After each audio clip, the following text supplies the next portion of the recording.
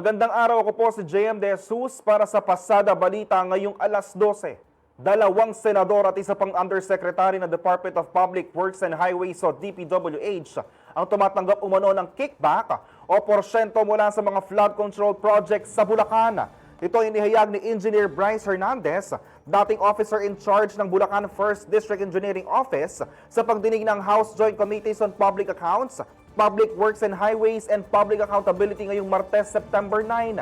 Ayon kay Hernandez, kabilang dito sina Senators Jinggoy Estrada at Joel Villanueva. Binanggit din ni Hernandez si Engineer Henry Alcantara, dating District Engineer ng Bulacan 1st DEO, at si Undersecretary Robert Bernardo.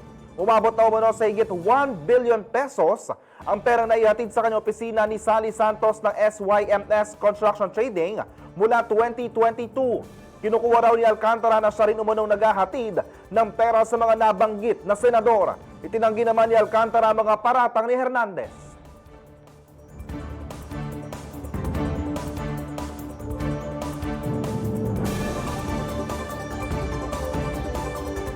Para sa iyo pa mga balita at updates, tutok lang sa Pasada Balita mamayang alas 2 ng hapon. Ako po si JM De Jesus. Magandang araw po.